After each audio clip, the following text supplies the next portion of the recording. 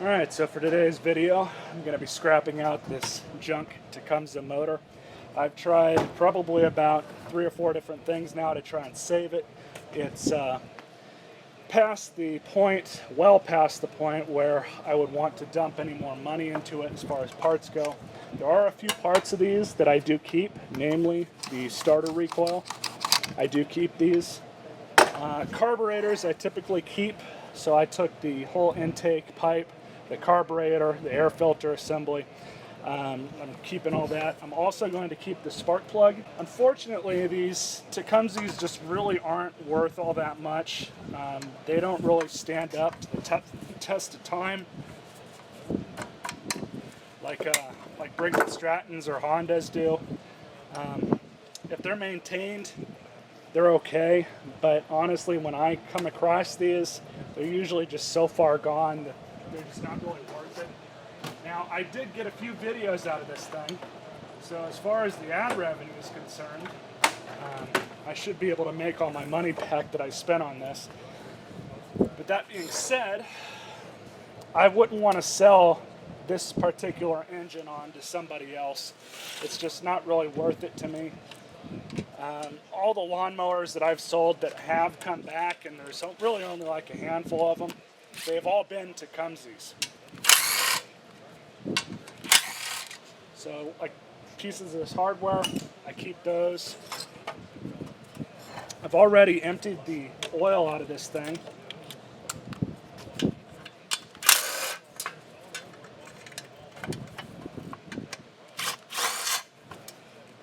Keep that hardware. Let's see. I have the oil tube, which I've got, I don't know how many of these things, so I won't be keeping this. I don't know how many of these I have. I try and keep a stock of a few Tecumseh parts.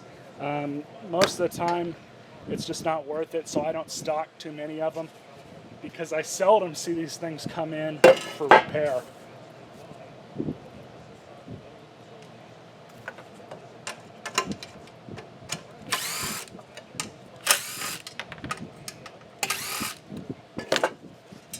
So I'll keep this beauty cover, see if it's worth keeping or not. So now I'm just going to pull the coil off.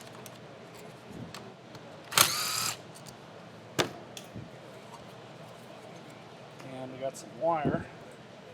So there's the coil. I'll probably end up keeping this, because that coil was still good.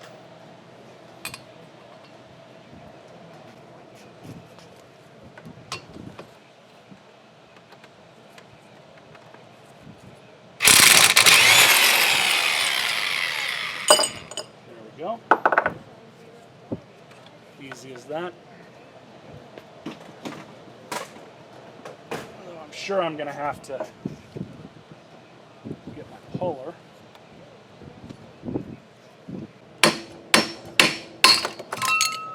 There we go.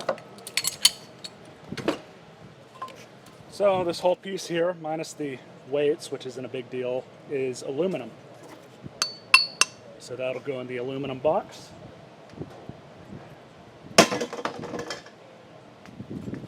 We have this piece of steel, piece of wire.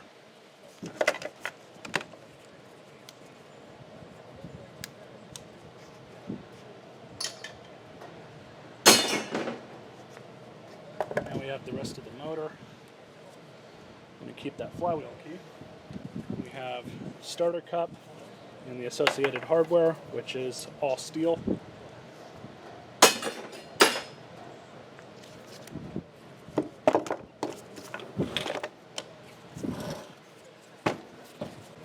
We're going to pull the back cover off, which this is what takes the most time.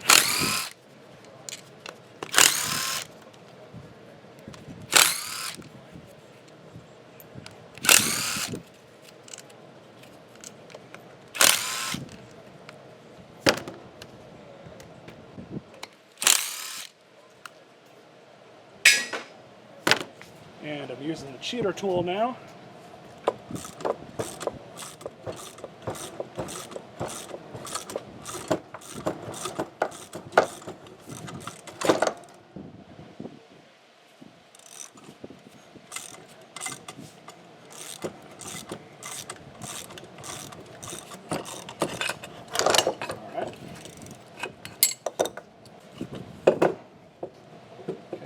this whole piece here, minus the governor, is aluminum. We'll just leave that on there.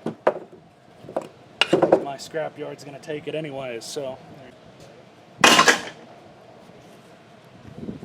just have to take off the rest of this junk. This is a piece of steel right here.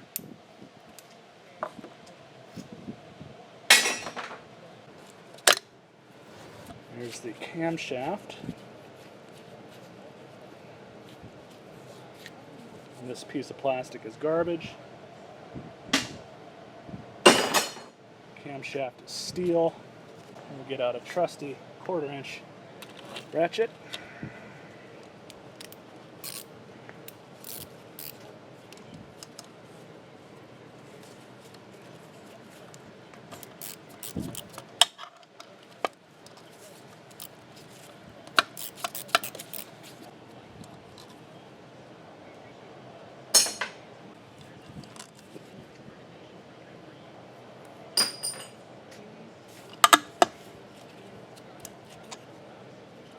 Piece of aluminum.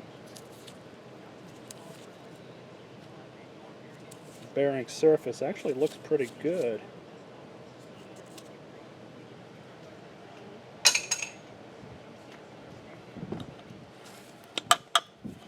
So now it's kind of fun.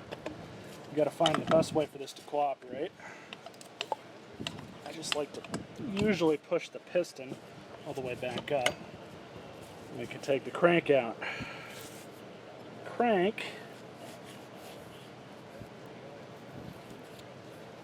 appears to be in good condition. There's no scoring, no obvious signs of damage.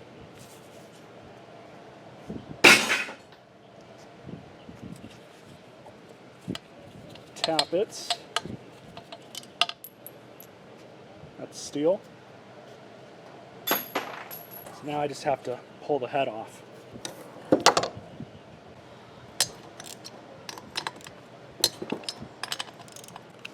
Okay, head bolts.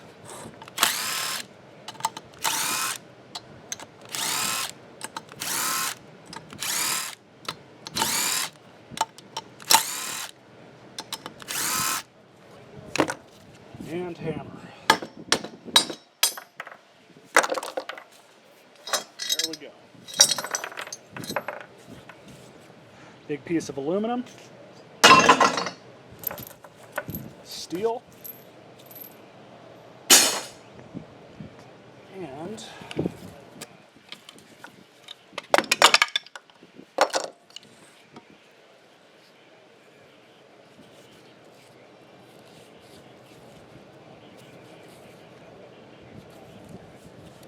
I'm not seeing a whole lot of damage on this thing. Of course, it's also very possible that, like I was saying earlier, when I was first doing the engine restore to this thing, that the odds very well could be that it's a valve issue, not the rings. Ooh. There's actually, the inside of this cylinder is pretty gouged up. You guys can't really see this, much less feel what I'm feeling. There's definitely a difference there.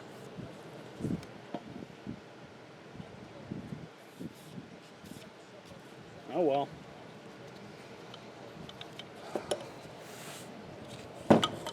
So, piston looks okay, surprisingly. The rings look okay.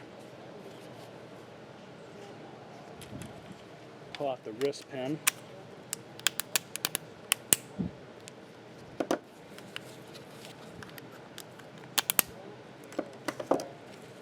What's nice about these is they're free floating, so typically they come out just like this. Of course, now my socket is acting as the wrist pin, which that Project Farm guy should try that out. Use a socket as a wrist pin. That guy's got cool videos. I like watching his stuff. So, piece of aluminum. We have piston rings, which are steel. Here's the oil control ring. For those of you wondering, yes, they are supposed to break that easily. They're very brittle. And when you put them on, you actually put one end in first, and then you kind of slide it down in place all the way around the piston. So this is all steel.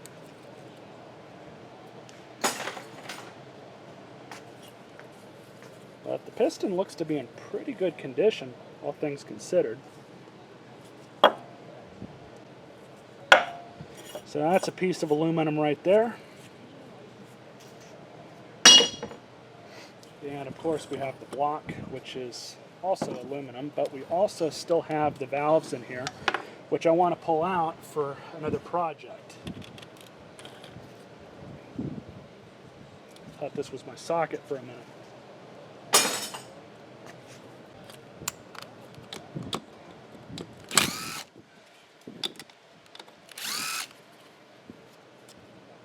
So this cover, I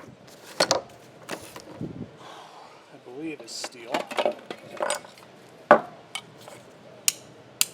Yep. And the two bolts. I've got so much of this hardware, guys, it's unreal how much I have. But this is one of my new favorite tools. It's a valve spring puller. And it's a lot easier than doing the two flat tip screwdriver method, which I've done that I don't know how many times now, and I'm sick of doing it that way, which is why I picked this up. This makes this whole job so much easier. But you just clamp it down on the spring, and then you wiggle it around a little bit till you can get the valve out. Flathead. Basically all you're doing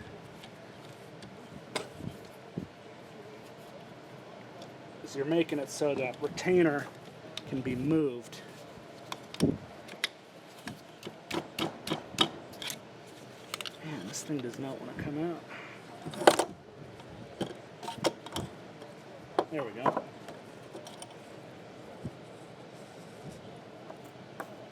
So there is the spring, the retainer that I was talking about. That's the retainer cup. These are always fun to get out if you don't have this tool. And by fun, I'm saying that very sarcastically. So I'll be keeping this. The rest of this stuff is garbage. Or should I say junk steel. I just have to pull this one. This one will probably cooperate a lot easier. There's the valves.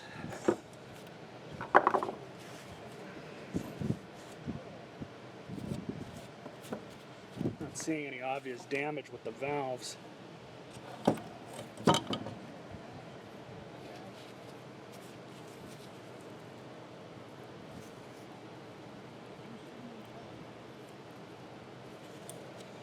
But anyways, fellas, that's how you scrap one of these when it's just not worth the time to invest.